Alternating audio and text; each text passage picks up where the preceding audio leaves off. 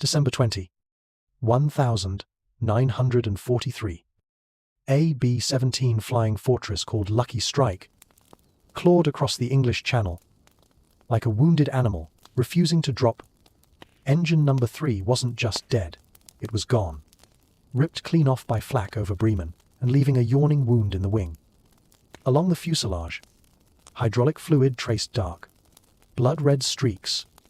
The ball turret hung crooked, mute. Its gunner was already gone.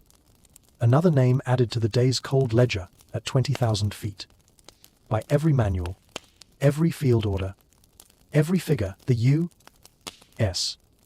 Army Air Forces had printed, this airframe should have fallen into the North Sea 20 minutes earlier. But it didn't. Lieutenant Marcus Webb kept that broken bird aloft with a compound of muscle, prayer, and something else. Something the ground crew had quietly done to his aircraft 3 weeks before, not found on any blueprint. When Lucky Strike kissed the concrete at RAF Bassingbourn, it did it on one landing leg. The other refused to come down because, on paper, there wasn't a drop of hydraulic pressure left to make it budge. Webb ground the fortress aluminum belly along the runway, sparks fountaining into a meteor shower, bright enough to catch the control towers. A mile away, crash crews barreled in, braced for a harvest of bodies. Instead, the side hatch cracked open.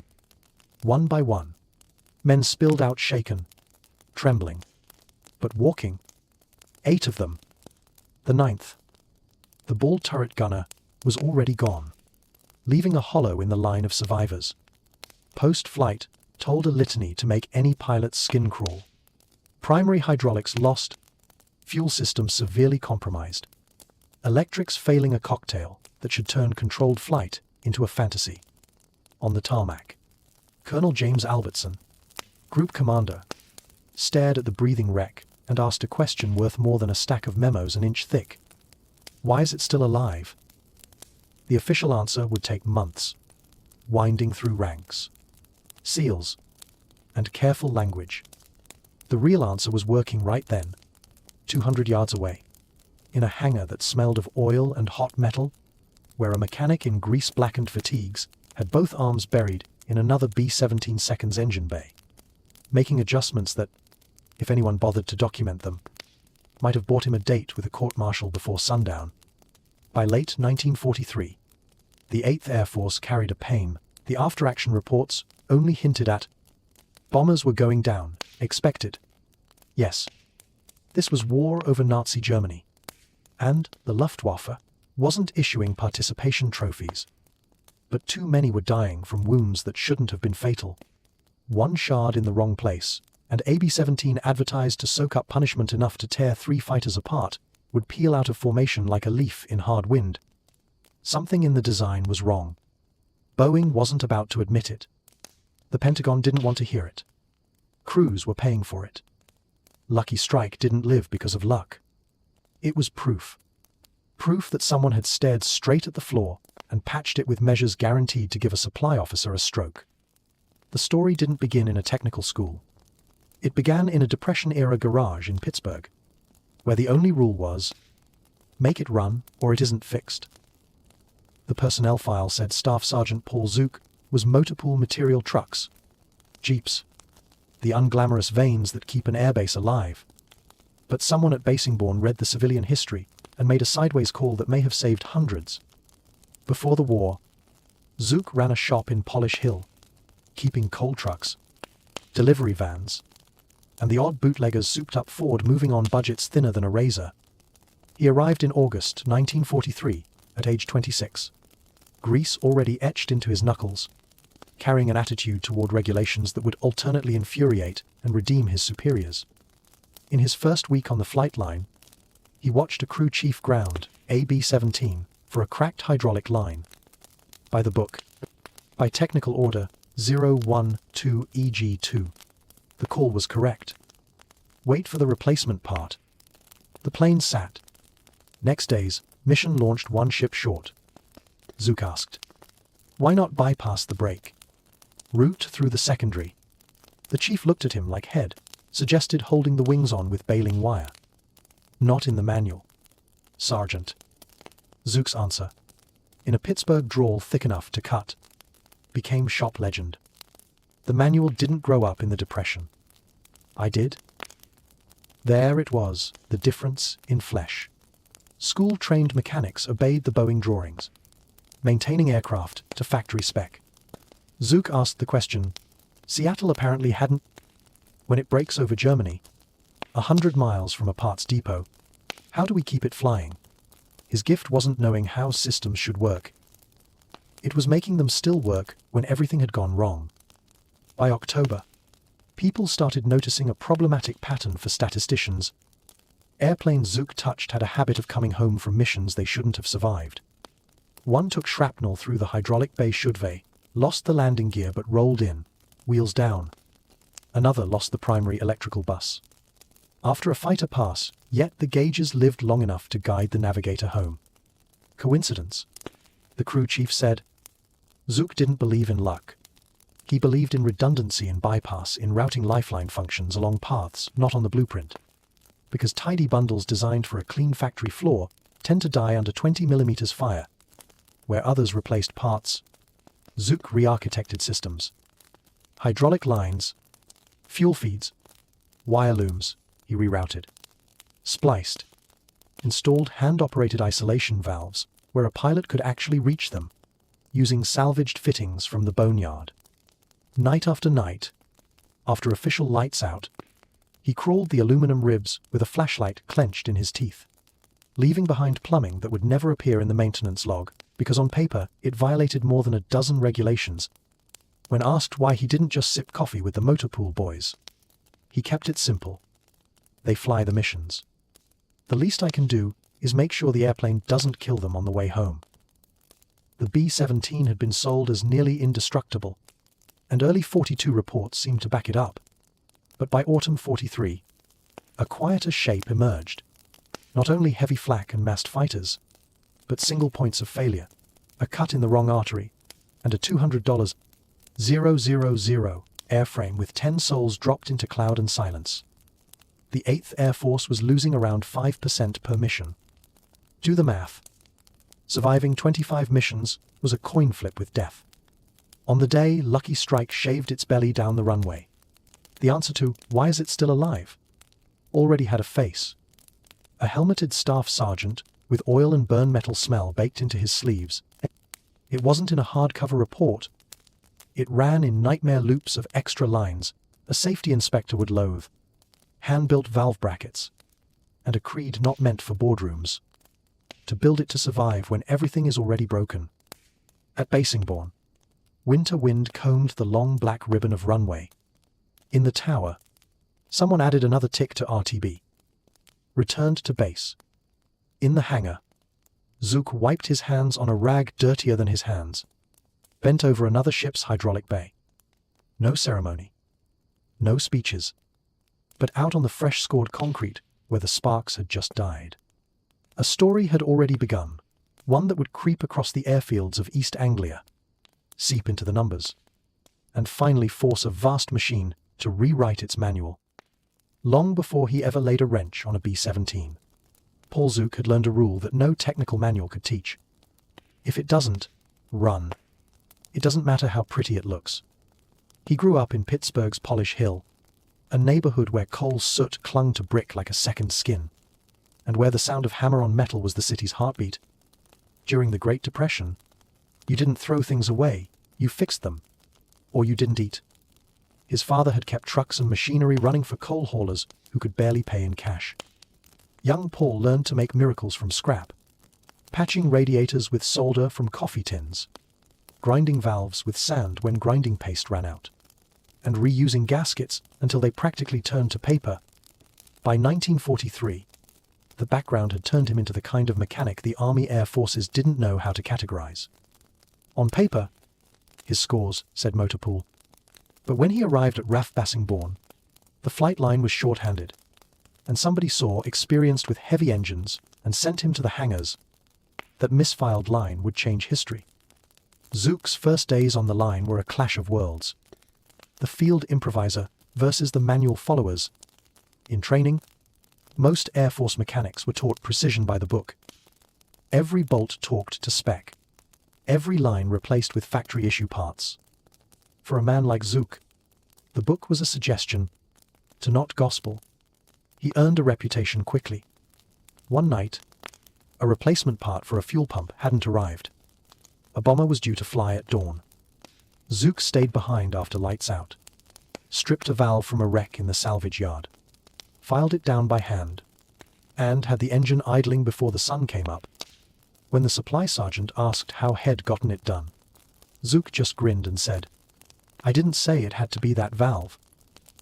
That kind of attitude got him noticed, and not always in a good way. Officers hated unpredictability.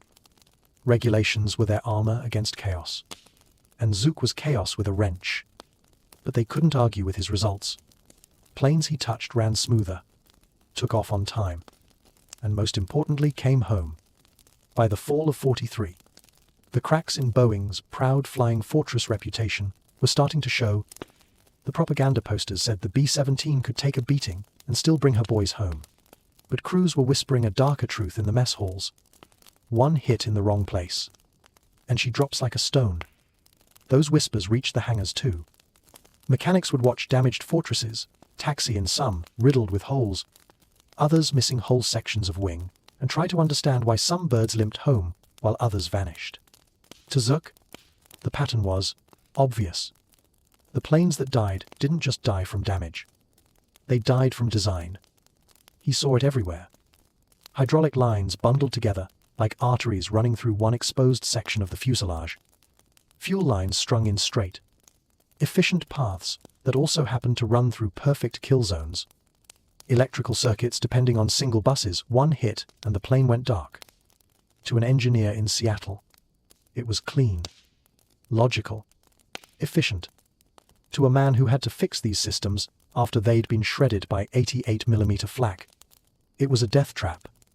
He started muttering about it in the hangars, half to himself, half to anyone who'd listen. Great design, he'd say, running a hand along a row of tidy hydraulic tubing, but it only works in heaven when nobody shoots at you. Some of the younger mechanics laughed it off. Others, especially those Hod, had to help peel dead crewmen out of burned-out bombers. Didn't laugh at all. Zuk wasn't some crank. He was naming what they all felt, but couldn't say. That the fortress wasn't as immortal as Boeing's posters promised. And then came the night that started it all. AB-17 returned from Bremen shot to ribbons. The hydraulic lines were shredded. Landing gear jammed. The pilot belly landed, sparks trailing behind him, and the wreck was towed into the hangar for post-mission assessment. Zuk was assigned to inspect it. What he found confirmed every suspicion he'd had. One piece of shrapnel, just one, had torn through a line cluster running under the radio room. That single break had killed not only the landing gear, but also the brakes, flaps, and turret systems. One hit, 4 systems dead. He stared at the mangled tubing under his work light, jaw set, and finally said aloud, "That's not failure. That's bad design." That night, long after the others left, Zuk began sketching on the back of a ration box. Lines, valves, reroutes. A backup path that would carry hydraulic pressure even if the main system bled out. It wasn't elegant. It wasn't pretty. But if it worked, a crew could come home on a crippled bird. He didn't ask for permission. He knew what the answer would be. Instead, he waited until the maintenance hangar quieted, took scavenged tubing from a grounded plane, and began cutting. The first forbidden fix was born under the dim yellow light of a service lamp, in a silence broken only by the soft hiss of pressurized air and the murmur of a man who refused to let the manual decide who lived and who died. Zuk's modification on that first aircraft, a bomber named Iron Lass, was crude, but it worked. 2 weeks later, the plane came back from a run over Hanover with holes in its belly. The pilot reported a hydraulic failure, and then a sudden recovery. Landing gear deployed. Flaps moved. Everyone walked away. The word spread in the way. Stories always do in wartime. Whispered. Doubted. then quietly believed. Mechanics started peering at their own fortresses, tracing hydraulic lines with their fingers, wondering if maybe the guy from Pittsburgh had a point. He did.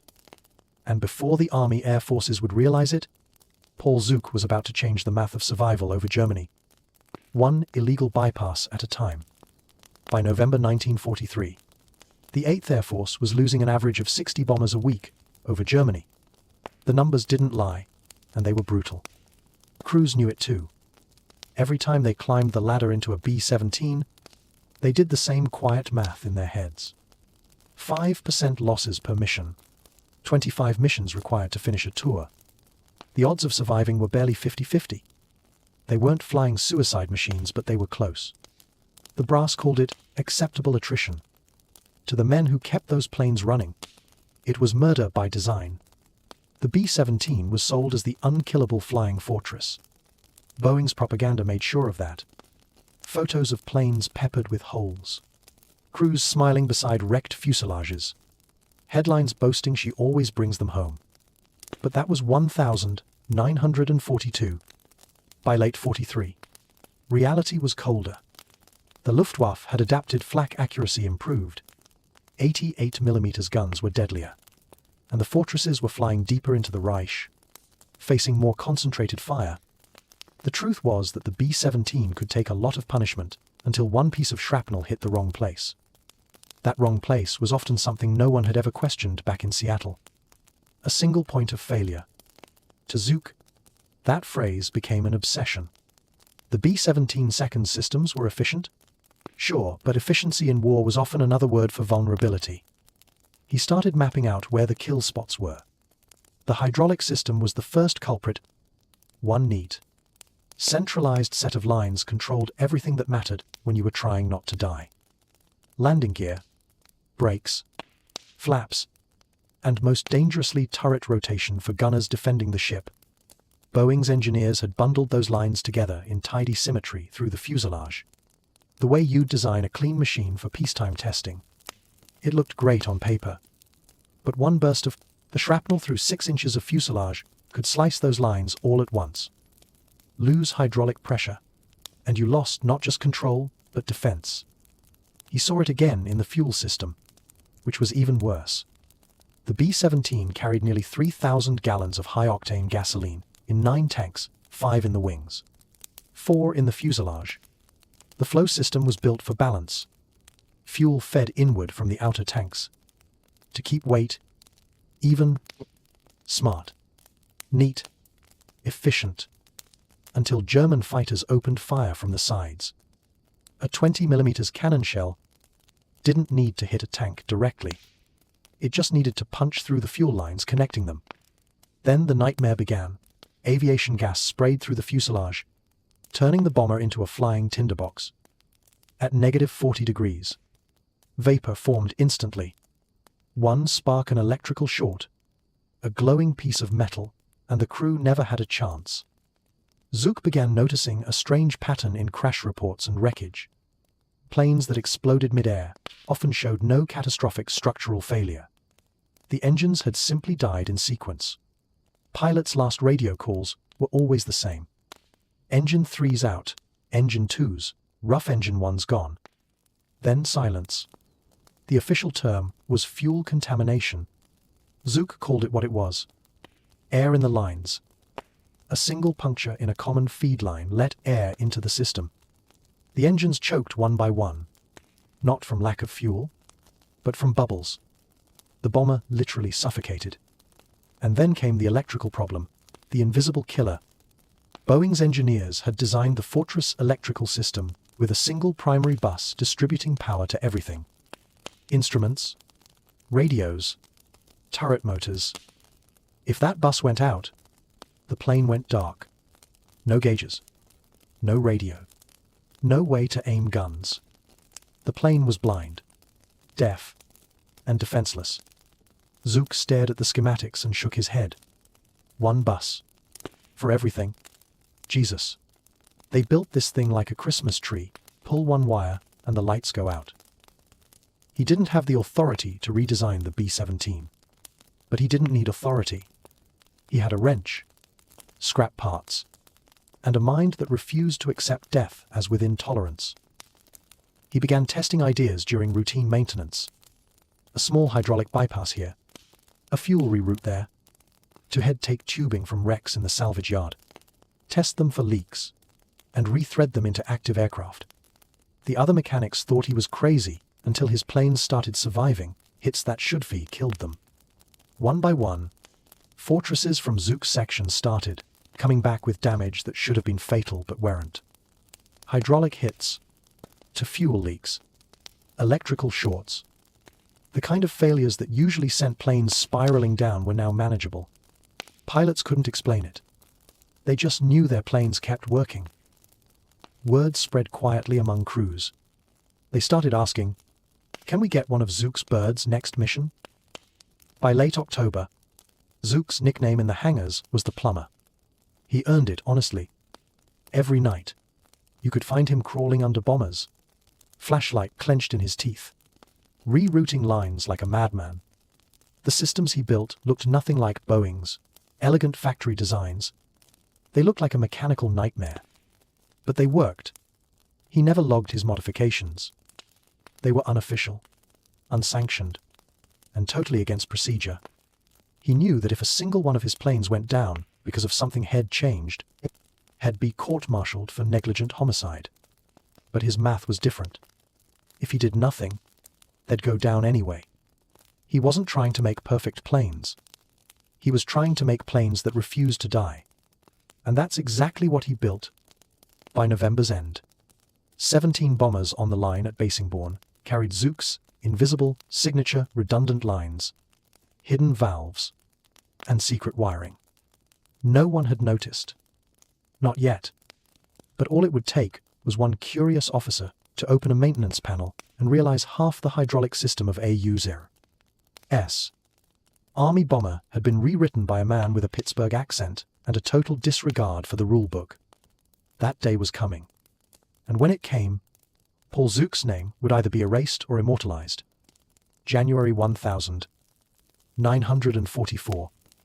RAF Basingbourne woke under a grey English dawn.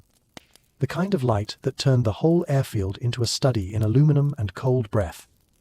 Out on the flight line, the 351st Bomb Group was preparing another run over Germany, fuel trucks hissing, engines coughing to life, ground crews shouting over propeller noise. Inside Hangar 3, Staff Sergeant Paul Zuk was already ankle-deep in hydraulic fluid, sleeves rolled up past his elbows, working on the next of what his friends were starting to call Zuk specials. He didn't keep count anymore. 17 modified planes, maybe 18 depending on whether you included Devil's Daughter, the one that still had a half-finished bypass system tucked under her floor panels. Zuk's world was simple. While others measured the war in miles flown or bombs dropped, he measured it in tubing, valves, and pressure readings. Every line rerouted, every connection reinforced, was one more argument against bureaucracy and one more chance for a crew to come home. By then, everyone on the base knew something was going on. Planes that Zuk had touched had a reputation for surviving. You could see it in the way pilots looked for his grease-stained figure on the line before takeoff. If Zuk gave your plane a last-minute thumbs up, it was like getting a personal blessing from Saint Murphy himself. And yet, officially, none of what he was doing existed.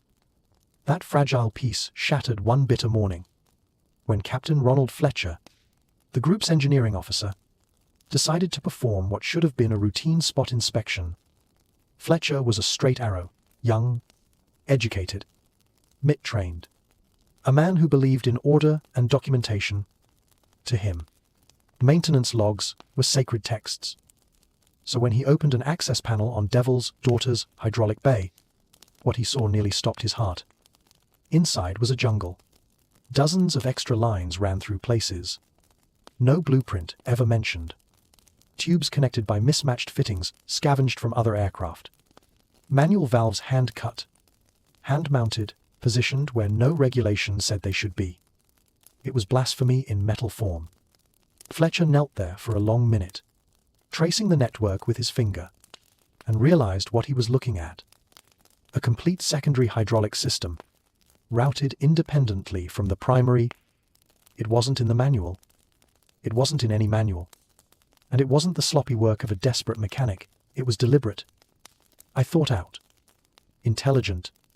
He checked the maintenance log. No entries? No notes. Nothing but routine service codes. That's when he muttered, half in awe, half in dread. Whoever did this rewrote the airplane. He didn't have to wonder long. Everyone on the line knew the answer. Fletcher found Zuk bent over an engine cowling, torque wrench in hand, humming to himself through the drone of nearby engines. "Sergeant," Fletcher said, trying to sound calm. "We need to talk about Devil's Daughter's hydraulic system." Zuk didn't even look up. "What about it? What about it?" Fletcher repeated, voice rising. "What about the 40 feet of unauthorized hydraulic line routed through non-standard bulkheads, the manual valves that aren't in any technical order, and the fittings that came from God knows where?" Zuk finally set down the wrench and wiped his hands on a rag that looked like it had already fought a war of its own. His expression was neither apologetic nor defiant, just tired. "And you want the official answer, or the real one?" "Both," Fletcher shot back. "Start with how long you've been doing this, and how many aircraft are affected."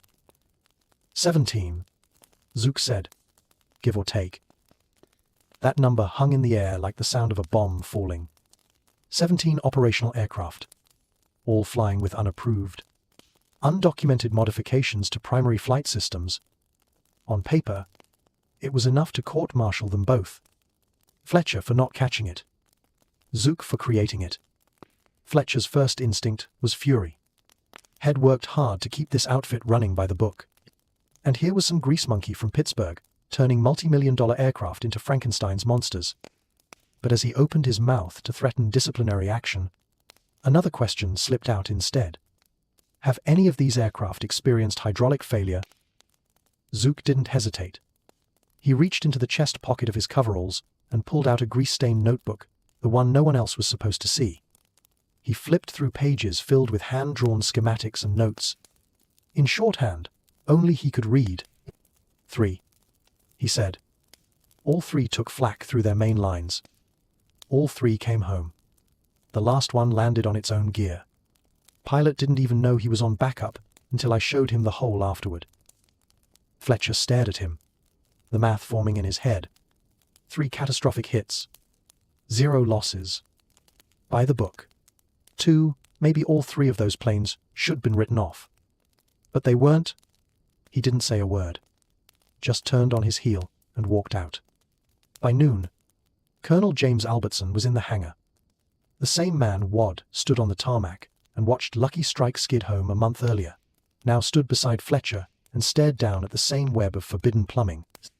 It didn't take him long to understand what he was seeing or what it meant.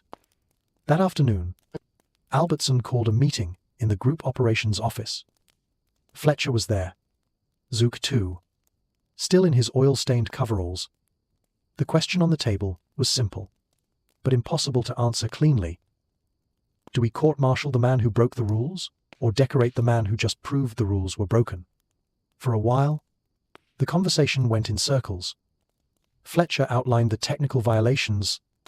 There were plenty, each one enough to end a career. Zuk sat silent through it all, jaw tight, staring at the floor. Finally, Albertson cut through the noise. "Gentlemen," he said, "I don't give a damn about paragraphs and subclauses. I care about airplanes that get my men home. And right now, this sergeant's airplanes are doing exactly that." It was the first crack in the wall of bureaucracy. 2 days later, an inspector from the 8th Air Force Engineering Staff, Major Henry Watkins, arrived to open a formal investigation. The Army Air Forces would now have to decide. Was Paul Zuk a dangerous renegade or a mechanic who had just saved hundreds of lives? Either way, the days of his secret work were over. From this point on, Zuk's war would no longer be fought in the shadows of a hangar. It would be fought in meeting rooms. Reports and test flights that could make or break him. and in the cold logic of wartime engineering, that was often the most dangerous battlefield of all. Major Henry Watkins arrived at Bassingbourn on February 10, 1944, in the stiff, uncomfortable manner of a man who'd rather be anywhere else. He was an engineering officer, through and through, creased uniform, clipboard in hand, a mind that spoke in equations. His orders were clear: investigate unauthorized field modifications to combat aircraft systems. What they didn't say, but everyone knew, was that if Watkins found anything unsafe, Staff Sergeant Paul Zuk was finished. He spent 3 days crawling through bombers. He photographed the extra lines. He measured pressure valves. He interviewed pilots who swore they had no idea their planes carried backup systems. By the end of it, Watkins looked exhausted and conflicted. He'd come expecting to find chaos. But what he saw in Zuk's work wasn't carelessness. It was logic under fire. The report he filed on February 13 took him, as rumor had it, more than an hour to write one key paragraph. While S divided by SGT Zuk's modifications are unauthorized and violate standing technical orders. Preliminary analysis suggests these changes address systemic vulnerabilities in hydraulic and fuel system design that may contribute to combat losses. Recommend against punitive action, pending engineering, evaluation, and controlled testing. That single paragraph saved Zuk's career and changed the course of bomber engineering. But it didn't change the fact that for now, he was grounded. Albertson's orders were firm. No more modifications until the evaluation was complete. Zuk took it silently, but anyone who knew him could tell the restrictions stung worse than a reprimand. Had never cared about medals or records. He cared about keeping planes flying. Sitting idle while other crews went up in unmodified ships was torture. Then, in early March, Watkins returned, this time with 2 Boeing engineers from Seattle and a small army of technical specialists. Their mission: test the hell out of Zuk's Frankenstein systems and see if they worked or if he'd just been lucky. From the moment the Boeing men stepped into the hangar, the air turned electric. They were civilians in crisp coveralls, armed with slide rules and skepticism. 1. A senior hydraulics engineer named Arthur Carlson looked around the maze of tubes in Zuk's modified fortress and nearly turned purple. "This is a contamination risk," he barked. "Unregulated pressure, non-standard fittings, inconsistent line diameters. You've built a failure machine." Zuk stood by, arms folded, grease still smeared across his forearms. He let Carlson finish his tirade before asking quietly, "When's the last time you flew a combat mission, sir?" "I am an engineer," Carlson snapped. "Right," Zuk said. "So you designed this system where the worst thing that happens is a pressure test fails. I work on it when it comes back full of holes. Different kind of lab." The hangar fell silent, except for the tick of cooling metal. Watkins, to his credit, didn't take sides. He proposed something radical. Instrument a few of Zuk's modified aircraft, install pressure gauges, fuel flow meters, and electrical monitors, and send them on real missions. Record everything. Let data, not doctrine, decide. Every sane regulation in the Army said this was madness. You didn't test field modifications in combat. But the 8th Air Force was losing bombers faster than replacements arrived. They didn't have the luxury of sanity. So, between March 5 and March 18, 5 of Zuk's modified B-17 seconds flew 11 missions to Berlin, Brunswick, and Friedrichshafen, each carrying not only bombs but a mess of wires feeding into monitoring gear bolted inside the radio compartment. Engineers watched from the ground, headphones on, listening to pressure and flow, data streaming in over radio like some grim symphony of survival. And then came the mission that changed everything. March 18, 1944. Target: Friedrichshafen. Heavy flak.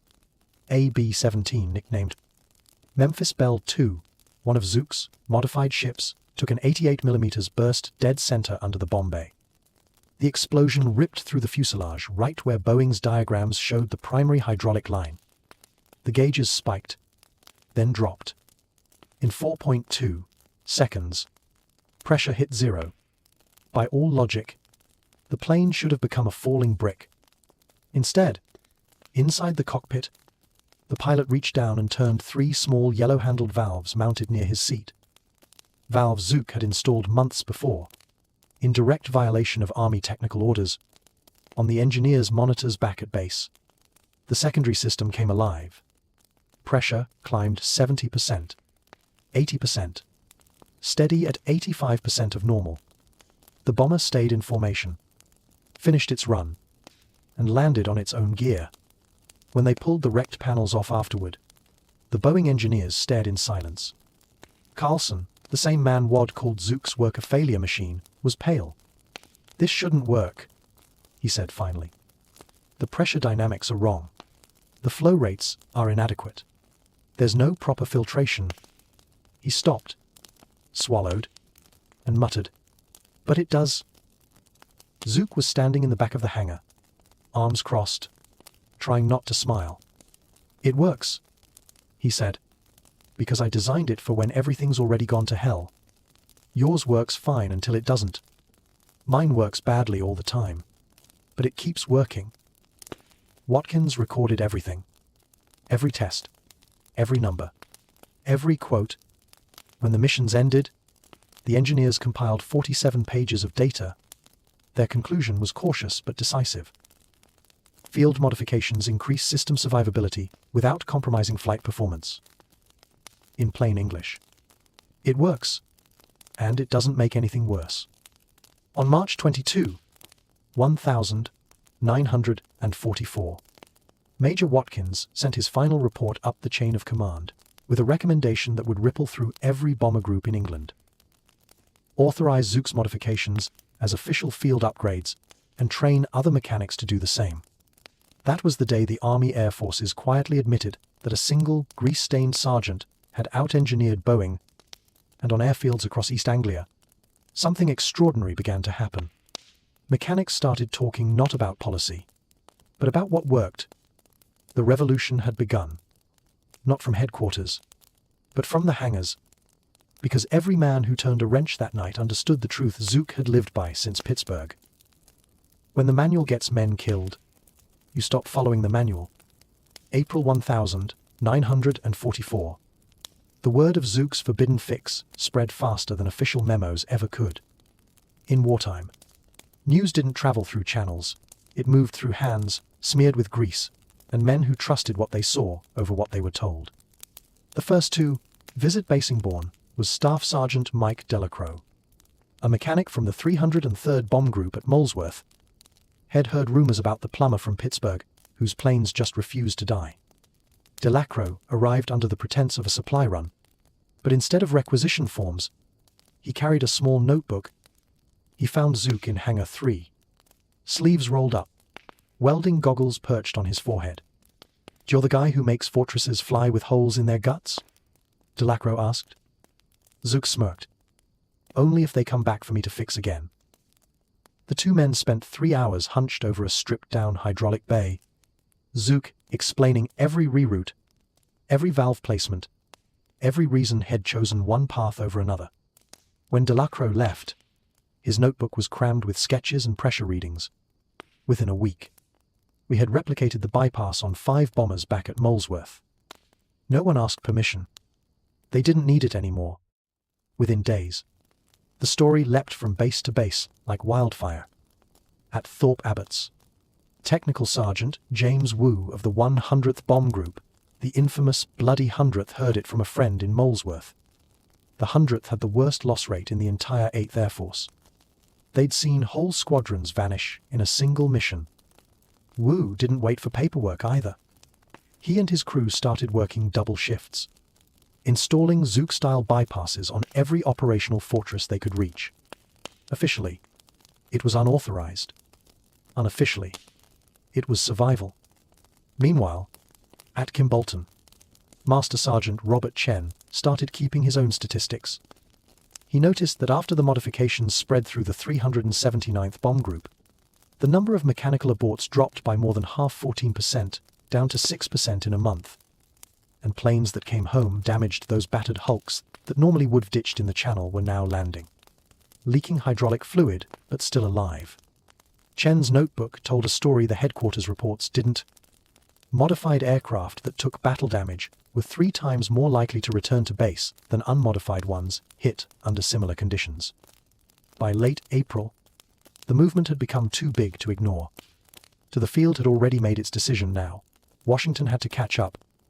On April 28, 1944, and the Army Air Forces issued Technical Order 0120EG2127, titled Field Modification for Enhanced Hydraulic System Redundancy in B-17 Farads and B-17 Grams aircraft. 6 pages of sterile bureaucratic prose that, in reality, meant something revolutionary. Mechanics were now officially allowed to do what Zuk had been risking his career to prove worked. The order, however, was cautious, almost timid. It only approved the hydraulic modifications, nothing about the fuel crossovers or the electrical bypasses. Zuk had also devised. Boeing still insisted those were unnecessary and potentially hazardous. When Zuk read the document, he laughed, a short, bitter laugh that made the other mechanics look up from their workbenches.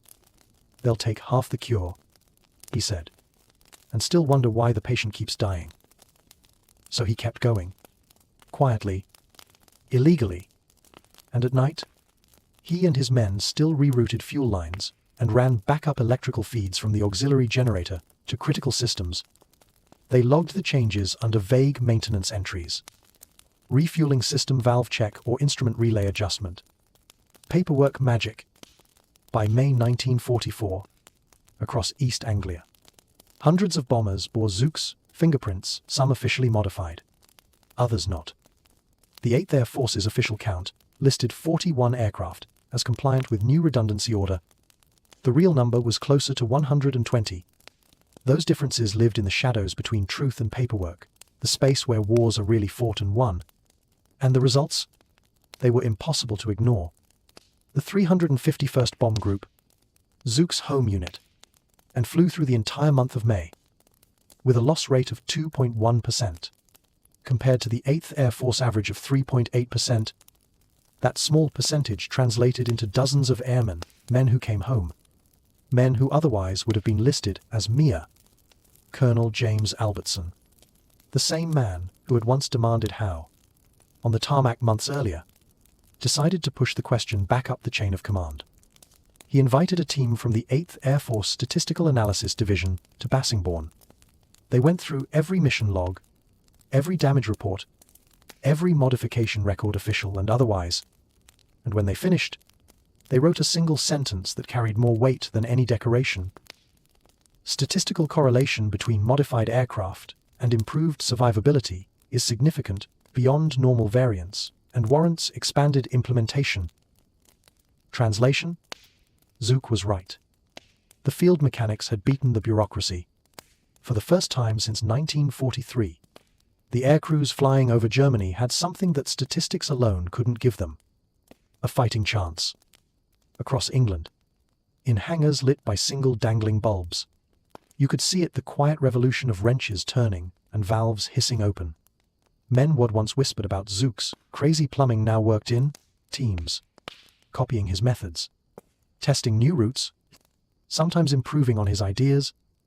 They didn't call it rebellion anymore. They called it maintenance. And when their birds came home smoking, leaking, barely holding together, but still airborne, they'd grin at each other and mutter the same words that had started it all. The manual didn't grow up in the Depression. June 1944. The skies above Europe were finally beginning to tilt in the Allies' favor.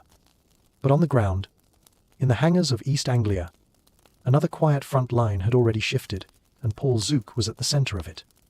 When the first reports came in from the Statistical Analysis Division, they landed like thunderclaps at 8th Air Force Headquarters in High Wycombe. The math didn't lie. Bomber groups that had widely adopted Zuk's full suite of modifications, hydraulic, fuel, and electrical were seeing return rates nearly 25% higher than before. In a war measured in percentages, that number was a miracle. Still, the official word lagged behind reality. Bureaucracy moved slower than the bombers it commanded. The technical order from April had legalized only a fraction of what the mechanics were already doing. Headquarters debated. Factories stalled. Procurement officers drowned in paperwork. But while the system hesitated, the mechanics didn't. By June, the revolution had gone viral by 1,940 standards. Every airfield, from Kimballton to Thorpe Abbotts, buzzed with unspoken understanding. To do the job the way Zuk did it. And more crews come home. At Basingbourne, the movement's birthplace, Zuk was no longer an outcast. He was a legend. Pilots sought him out before missions, not just for mechanical advice, but for reassurance. So they'd find him at dawn, crouched under a wing, cigarette hanging from his lip, one hand on a fuel line, as if listening to the heartbeat of the plane. "Shell bring you back," he'd say. And most of the time, she did. Meanwhile, Colonel Albertson, ever the pragmatist, made a decision that could have ended his career. He invited the Air Force statisticians and engineering officers back to Basingbourne. This time not for inspection, but for proof. He gave them unrestricted access to every logbook, every bypass, every pilot testimony. If the Army wanted to understand why his group's losses were dropping, they'd have to see the truth. The team spent weeks there, measuring, comparing, recording. Their final summary, dated June 9, 1944, was unambiguous. Modified aircraft demonstrate statistically significant improvement in combat survivability. Implementation recommended across all operational B-17 units. That report, quiet and clinical, might have been the most consequential piece of paper written in the European theatre that summer. By then, the day landings had just begun. The Allied advance depended on precision bombing bridges, railways, and fuel depots deep in occupied France. Every surviving bomber meant one more payload, one more chance to cripple the RAF backbone. Zuk's modifications weren't just saving lives, they were shortening the war. But in the hangars, the men didn't speak in grand strategy. They spoke in hands and heartbeats. They spoke about the gunner whose wife had just had a baby back home, about the crew who came back on fumes, flaps half working, alive, because one greasy sergeant had once decided to run an extra line just in case. And the stories multiplied. At Molesworth, a fortress called Sweet Eloise took two 20mm shells through the right wing. The fuel tanks ruptured, but the crew managed to reroute flow through a set of crossover valves, Zuk valves, they called them, and limped home.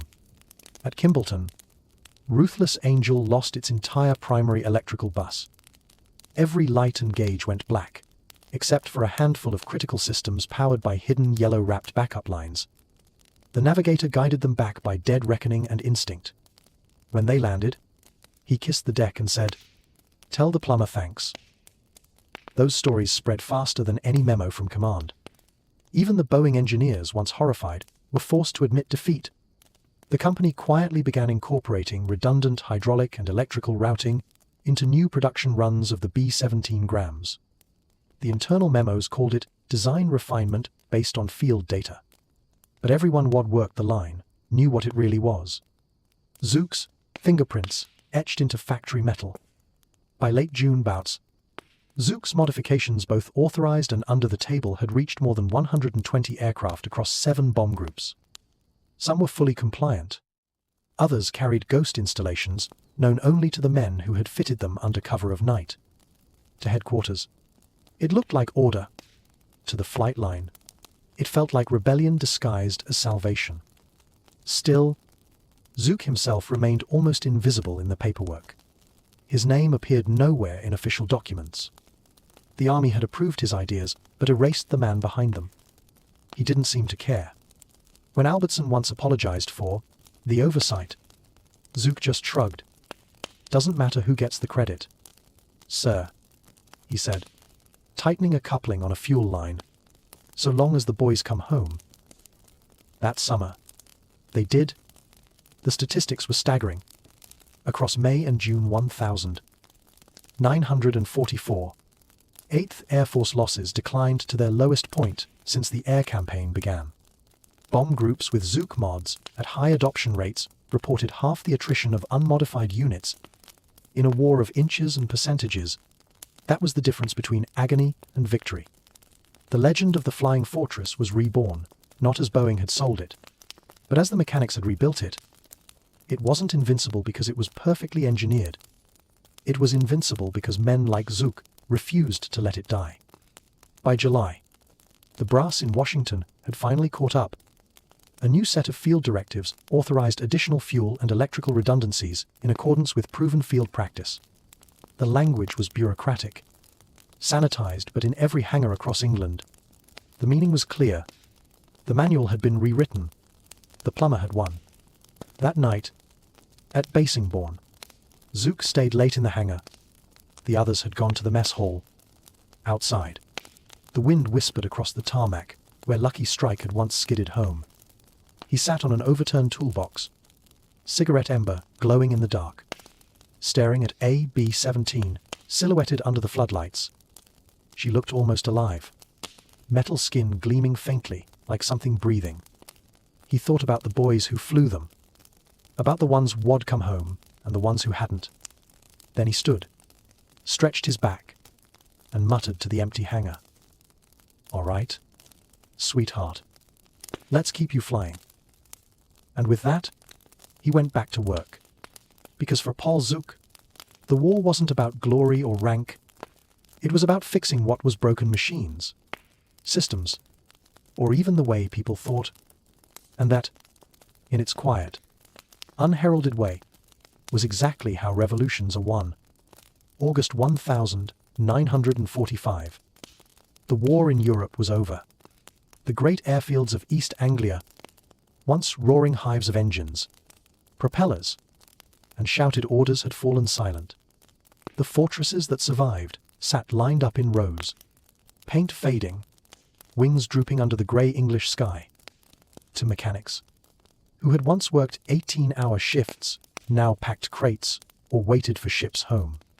And among them, one man slipped quietly out of history's spotlight. Technical Sergeant Paul Zuk. When he was discharged in November 1945, his service, the record was brief and unremarkable. It noted exceptional proficiency in aircraft maintenance and the awarding of an Army Commendation Medal, nothing more. No mention of the hundreds of lives his work had saved. No reference to field modifications. The official record showed a technician who had simply done his duty. But the numbers told another story. At Air Force headquarters, a statistician named Captain Dorothy Henshaw was compiling mission data from every 8th Air Force group. She was meticulous, one of those quiet geniuses who believed truth lived in numbers. Over several months, she cross-referenced every available logbook, mission report, and post-war maintenance record she could find. The results stunned her. Groups that had adopted Zuk's full modification package, hydraulic, fuel, and electrical showed a 23.4% improvement in aircraft return rates compared to their pre-modification averages. That meant roughly 347 bombers that should have been lost came home. And at 10 crewmen per aircraft, the math whispered a staggering truth. Somewhere between 3,000 and 4,000. Airmen were alive because one mechanic had ignored the manual. The most remarkable detail, though, was buried deep in Henshaw's appendix. When comparing aircraft that suffered major battle damage Category 3, meaning significant system failures or structural compromise, the contrast was almost unbelievable. Planes with Zuk's modifications made it home 81% of the time. Unmodified planes under the same conditions, 47%. Zuk hadn't made the B-17 indestructible. Head made it forgiving. The Army Air Forces never published Henshaw's report. It was quietly archived, marked technical reference post-combat analysis. But her findings leaked in other ways. By 1946, Boeing's new bomber designs the B-29 Superfortress, and later, the B-50 included redundant hydraulic and fuel systems as standard features. Officially, this was continuous engineering refinement. Unofficially, it was Zuk's ghost in the machine. Even the old B-17 seconds that remained in service after the war carried traces of him. Training manuals for Air Force maintenance crews into the 1,950 seconds included photos labeled Field-Developed Redundancy Modifications. They showed a network of extra lines, valves, and fittings, the exact design Zuk had first installed under the cover of darkness in Hangar 3 at Basingbourn. His name, of course, was nowhere in the captions. Zuk himself went home to Pittsburgh, where he reopened the same auto garage head run before the war. The sign above the door read simply, Zuk's Auto Repair. For the next 3 decades, he fixed cars and trucks for steelworkers, delivery drivers, and the occasional crop duster pilot. He never mentioned B-17 seconds unless someone else brought them up. Even then, he'd just shrug and say, good planes. Hard to kill. He married once, quietly, and lived a modest life. No medals on the wall, no framed photographs of bombers. To his neighbors, he was just Paul the mechanic, the guy who could make anything run again if you gave him enough time and coffee. In 1973, a young historian named Dr. Michael Torres from the Air Force Historical Research Agency tracked him down while researching wartime field innovations. Torres spent 3 days in Pittsburgh, interviewing Zuk and poring over the grease-stained notebooks that had never left his possession. Those notebooks, 47 in all, were a treasure trove. Hand-drawn schematics, pressure calculations scribbled in the margins, and field notes written in the shorthand of a man who thought faster than he could write. At one point, Torres asked the question that had haunted engineers for 30 years. Why did you do it? Sergeant, you knew the risk. If even one plane had gone down because of your work, you'd have been court-martialed. Zuk didn't hesitate. Didn't seem that risky to me, he said, eyes still on the notebook in his lap. Guys were dying because the planes weren't built right. I could fix that. Or I could follow the manual. Seemed like an easy choice. Torres' interview notes recorded it word for word. He later said it was the simplest moral equation he'd ever heard. When Paul Zuk died in 1989, aged 72, his obituary in the Pittsburgh Post-Gazette was brief. It mentioned that he was a veteran and had operated Zuk's Auto Repair for 40 years. There was no mention of bombers, no hint that he had quietly changed the course of aviation history. After his death, his family donated those notebooks to the National Museum of the U.S. Air Force in Dayton, Ohio. Today, they sit in the archives, 47 volumes of hand-drawn systems that once saved thousands of lives. Researchers can request them, though few do. To most people, they're just maintenance logs. To those who know what they're looking at, they're scripture. In the end, that was how Zuk's legacy lived. Not in headlines or history books, but in hardware. Every time a modern aircraft takes a hit and keeps flying, every time a redundant system saves a crew, his fingerprints are there in the valves, in the wiring, in the philosophy of make it work, no matter what breaks. The forbidden trick became standard practice.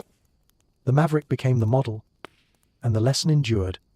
Sometimes, the people closest to the problem, the ones with grease on their hands and fear in their gut, see the solutions that engineers in distant offices never can.